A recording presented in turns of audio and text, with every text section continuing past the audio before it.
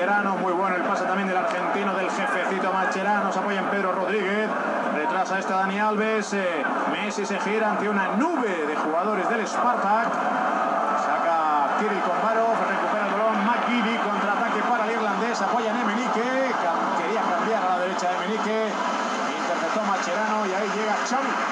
En la recuperación definitiva, envío largo buscando a Pedro, casi se estorban en Saurralde y Dimitri Kombarov.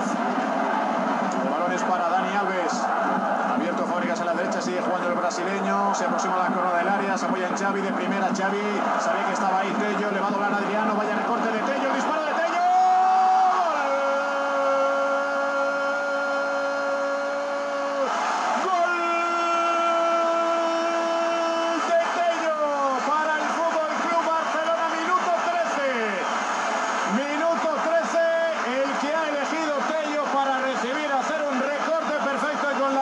Cruzar al otro palo, al palo largo, al segundo palo de la portería, dedican que nada pudo hacer, jugador y golazo de Tello que abre la lata. 13 minutos ha tardado el Spartak en ceder. Sí, la verdad que el Barça no había tenido ocasiones hasta la fecha, ¿no? Pero verdaderamente es el motivo, el argumento por el cual se juega pierna cambiada es este. Son no jugadores extremos, sino jugadores que van a habilitar su pierna buena para, si tienen posición de disparo, probarlos. Una jugada característica en Tello y de alguna manera esa confianza que